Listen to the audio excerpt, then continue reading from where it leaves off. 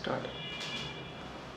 Hello, नमस्कार, सलाम, सत श्री अकाल, जय भीम।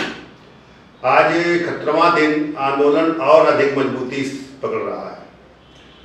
विकृत सामाजिक व्यवस्था को मजबूत करने वाले पत्रकार और नेता, सामाजिक प्रशासनिक अधिकारी और आरएसएस भाजपा कार्यकर्ता किसान आंदोलन को रोकने या समाप्त कराने के लिए अनर्गल व अपनी खामियों पर पर्दा डालते हुए कार्य कर रहे हैं।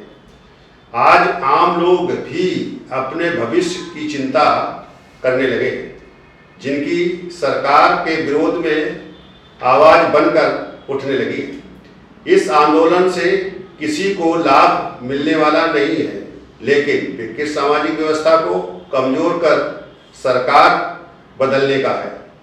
राजनीति पूंजी पर आधारित हो गई है।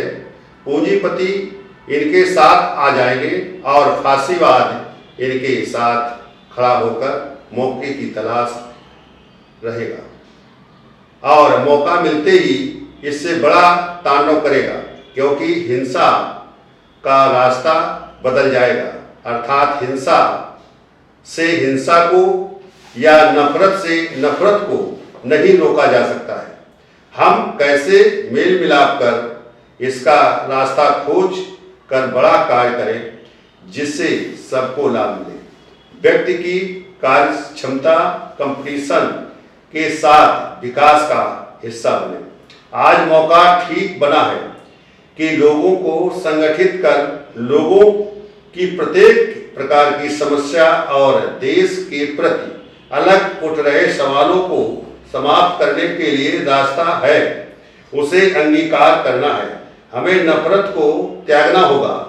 अगर देश का नेतृत्व जाति, धर्म, समुदाय का समन्वय कर संविधान के बिंदुओं और लोकतंत्र प्रतिनिधित्व के आधार पर शीघ्र लोगों को पूरे देश के स्तर पर संगठित करके मानव विरोधी नेताओं के झूठे अहंकार को रोकते हुए संगठनों के आंदोलन को साकार कर मजबूत भारत निर्माण करें।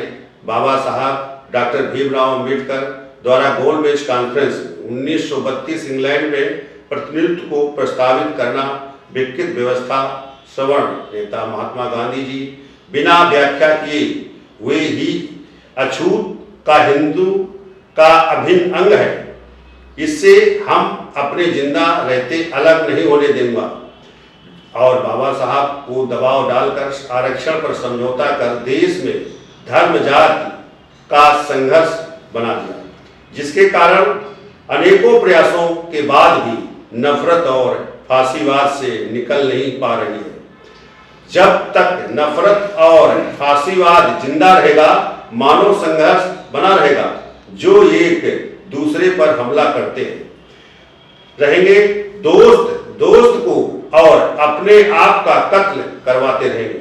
आओ हम सब बाबा साहब के उस प्रतिनिधित्व की व्याख्या करें और राष्ट्रीय भागीदारी आंदोलन के साथ जुड़े।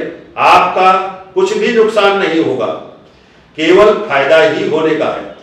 इससे जुड़ने वाला प्रत्येक व्यक्ति का वह किसी जाति, धर्म, समुदाय या चोर, डाकू, माफिया, भ्रष्टाचारी आदि सभी प्रकार के लोगों को भी सही संवैधानिक मार्ग पर ले चलने का आंदोलन है। इसमें सबको नौकरी न्यूनतम रुपया 15,000 से 18,000 तक तथा योग्यता कंपटीशन के आधार पर रुपया 1 लाख से रुपया 15 लाख तक आवश्यकता अनुसार दिया जाएगा। पेंशन न्यूनतम रुपया 10,000 वृद्ध, विकलांग, विधवा, प्रधान, बीडीसी, डीडीसी, सभासद आदि को दिया जाएगा। तो साथियों, आज हम सभी लोग जो इस आंदोलन चल रहा है, तो उस आंदोलन के साथ हैं और आंदोलन को कैसे और गति मिले, जो वैचारिक गति मिले, इसलिए हम लोग बराबर सजग हैं और जो जगह जगह पर हम लोग मीटिंगें कर रहे हैं कि ये ताकत लोगों तक पहुंचे और गांवों तक पहुंचे। अभी मैं सीतापुर गया था और अब मैं कुर्सीनगर, फैजाबाद और इधर गोरखपुर, बस्ती जाने का मेरा 7 तारीख का प्रोग्राम है। मैं वहाँ भी मीटिंग करने जा रहा हूँ और वो लोग बस्ती में तो एक कमेटी बनी है जो तैयार है इस आंदोलन से जुड़ने के लिए। वो सब ब्राह्मण समाज के समुदाय के लोग हैं और बहुत बड़े संख्या में वो जुड़ रहे हैं, क्योंकि उनको लगता है कि इस सरकार ने हमारा केवल संसाधन को छीना है, नौकरी हमारी छीनी है, इस देश को निजीकरण की तरफ जो ले जा रहे हैं उसे निजीकरण से हमें बचाना है। तो निजीकरण का रूप बदलना है कि भाई प्रशासक नियुक्त करो, अगर निजीकरण से काम चलाना है तो, लेकिन जो संविधान, जो देश का कानून है उसको सबको मानना होगा, उसके आधार पर चलना होगा। तो इसलिए इस आंदोलन को हमारे साथी लोग, सब लोग अपने अलग अलग ढंग से अलग अलग जगह इस तरह की कार्रवाई की शक्ति को बढ़ा रहे हैं और हमें सबको बढ़ाना है। और हमें इस देश में जो ये नेतृत्व है जो आज खून खराबी की ओर बढ़ रहा है, आज मैंने जो राष्ट्रवाद और भाषीवाद का मामला है जो आज सरकार बैकफुट पर आई है और वो कह रही है कि हम ये सबसे हमारे आंतरिक मामले हैं, ये सब बातचीत करके हल करेंगे, लेकिन ऐसा लगता है ये आंतरिक मामला नहीं, क्योंकि आंतरिक मामले को उन्होंने कभी स्वीकारा नहीं। इतनी घटनाएं हो गई लेकिन अभी तक कोई बात से किसी समस्या का निदान नहीं निकाला है। और पीछे अगर घटना हम देखते हैं तो 1818 की अगर घटना देखें तो पेशवाओं राज में जो हुआ था वो केवल जब बाहरी दबाव पड़ा था, जब एक बहुत बड़ी शक्ति को जो है यहाँ के महार समाज के 500 महारों ने 28,000 को नस्ते-नाबूद किया, तब वो राज भी गया, वो सिस्टम भी खत्म हुआ।